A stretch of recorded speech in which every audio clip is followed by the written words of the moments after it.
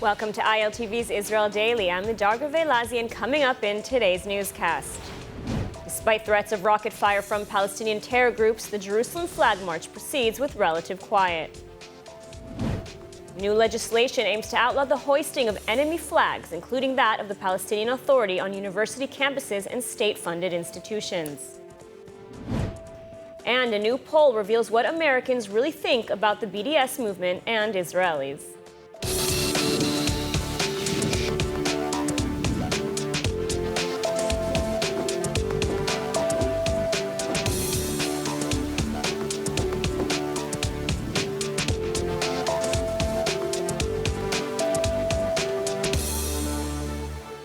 Police remain on alert Monday following a very tense day in Jerusalem Sunday. Despite numerous threats and a few clashes, the annual Jerusalem flag march proceeded with relative quiet.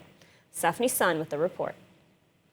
Clashes broke out Sunday night across Jerusalem between Palestinians, Jewish Israelis, and security forces following a very tense day in the Israeli capital.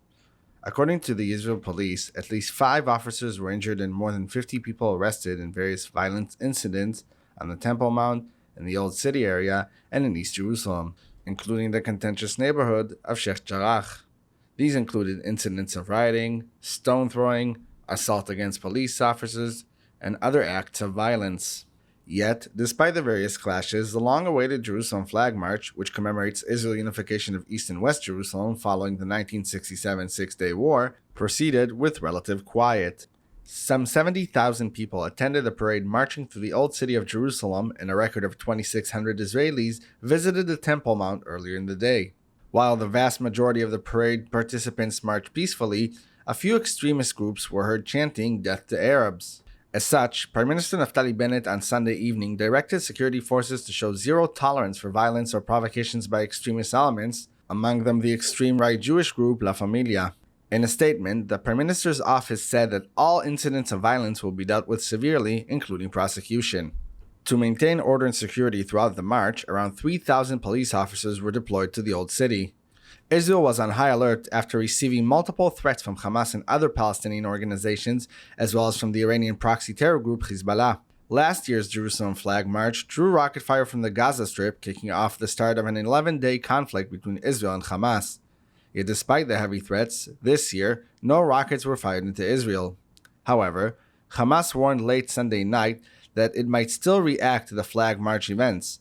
Speaking to Al Jazeera, Hamas's spokesperson said that the group would decide how and when to respond, and that it would do so at the right time.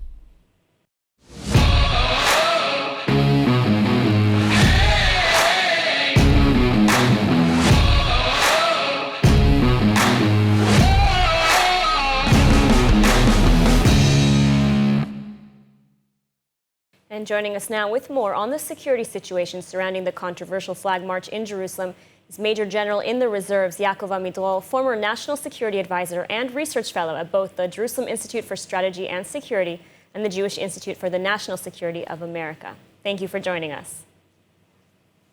Thank you for inviting me.